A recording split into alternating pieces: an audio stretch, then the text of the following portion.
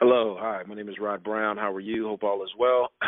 You are on the Lead or Lose call today, and I'm really excited about the call today because I want to talk about something that I don't think as leaders of small businesses or as entrepreneurs we focus a great deal on, simply because of just the day to day grind in growing our organizations. But today I want to talk about culture. Before I do that, I want to say that this call is sponsored by ShareNote.com, which is an electronic health record system that is designed specifically for the behavioral health care industry. So if you get a chance, go check out ShareNote.com. Again, I want to talk about culture. I want to talk about the cultures of our organizations that we work so very hard to create and to build. The culture of your organization can have many different facets.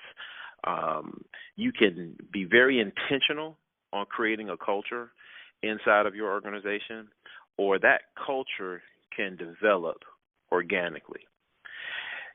The culture is so important because people tend to buy from or purchase goods or services from people or organizations that they like. And so if we look at some of the major companies that exist today, some of the larger organizations, they have pretty specific cultures that they created intentionally, and they work really hard to create those organizations. And I just want to point out just a couple. First of all, I want to point out Apple.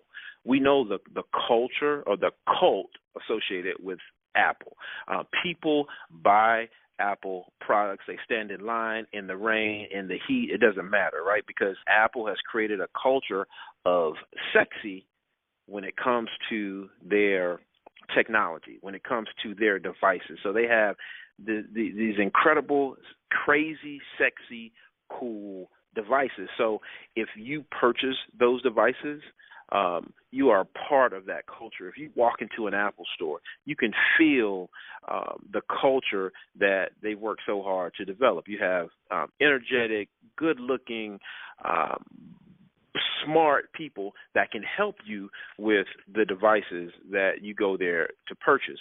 So they've been very, very deliberate in terms of how they create their culture. And I want you to do the exact same thing when it comes to your culture. I want to talk about just a couple things that will help you develop your culture.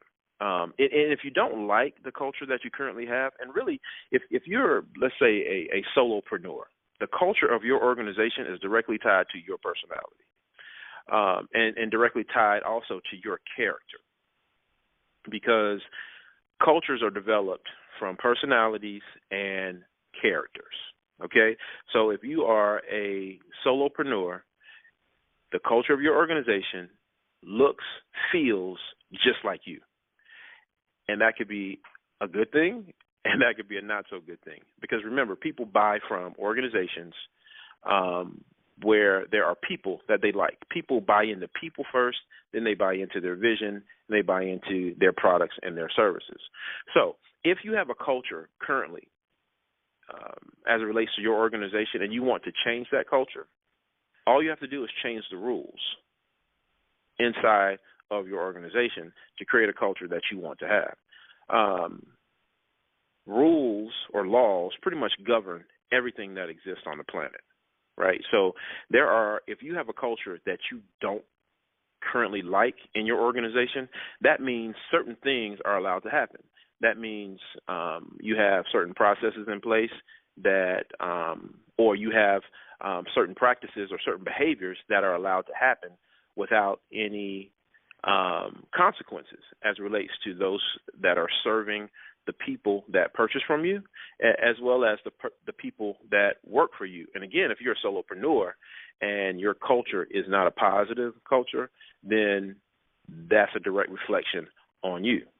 The first thing I want you to do is I want you to make a list of the qualities that you want to see in the clients that support your organization. The clients, the individuals, the people that buy from you, your clients, your customers, make a list of the qualities. Like, you want them to be loyal.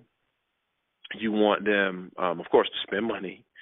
You want them to care about, quality. You want them to have some buy-in to how your products and your services look and feel.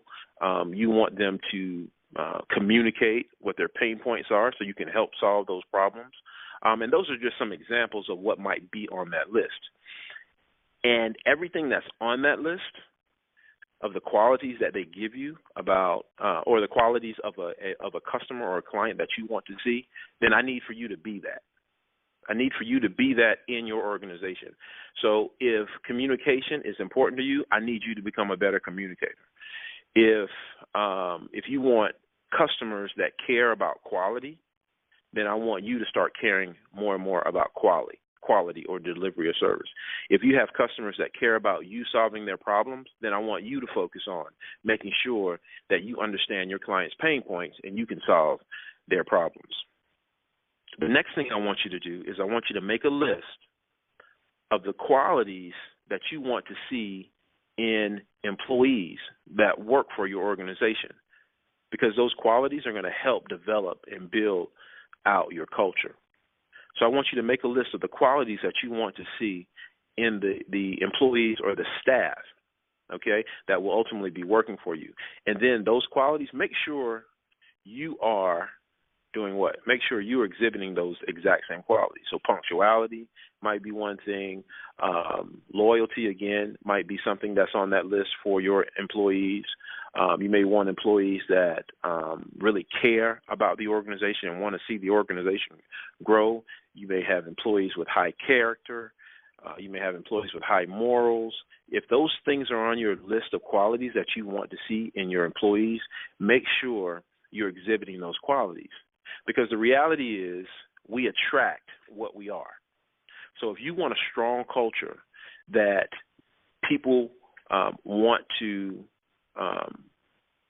buy from as it relates to your products and your services, and people want to come work for you, strong, good employees, good people, good talent that want to bring their gifts and their talents to your organization, if you want those incredible clients and incredible staff people to work for your organization, you're going to have to exude these qualities. You're going to have to exude these qualities. And again, if you don't like the current culture that you have, just make some changes. I promise you, if you make some changes to the rules, if you make some changes to the laws, then your culture will move with that. And I just want to give you a couple of examples. I don't know if you remember several years ago, David Stern, who is the commissioner of the NBA, that is a league of professional basketball players that are minority, that wore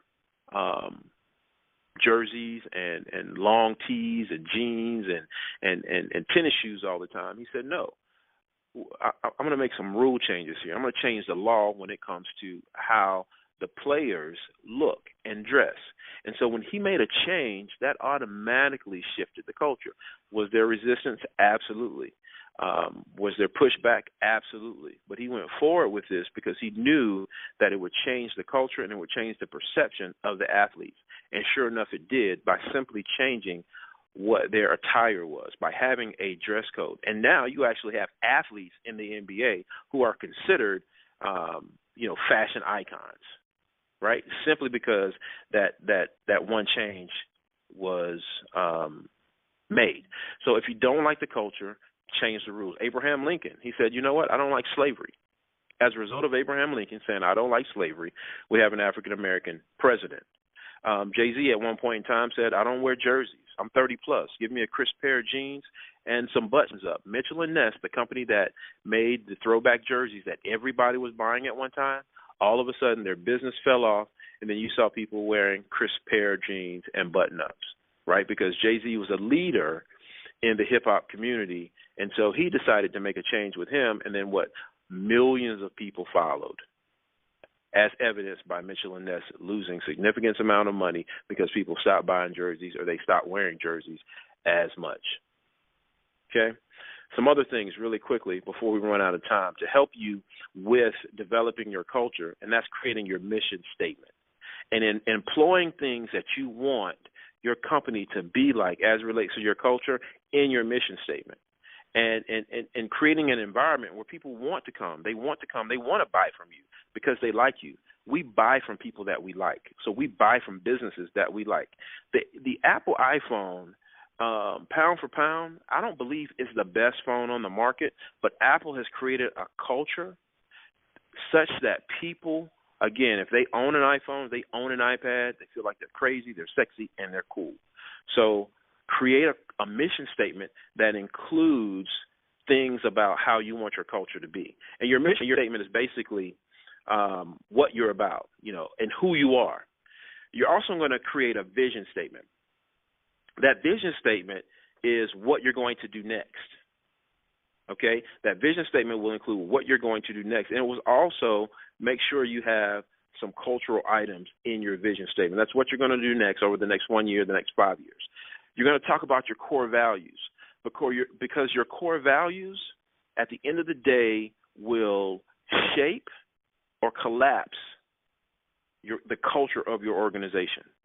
So what are your core values? And basically, what do you believe? That's your core values. What do you believe? And a belief is formed from information that we've agreed with. So what information have you agreed with that form your beliefs that become your core values? So establish some core values. And then also, lastly, I want you to create a social contract. And that's, basically asking yourself, how will I act and who will I be accountable to? How will I act and who will I be accountable to? And that's your social contract. Because we sell most oftentimes to consumers, and there may be some business-to-business entrepreneurs that are listening to the call, but when it's all said and done, who will I be socially responsible to?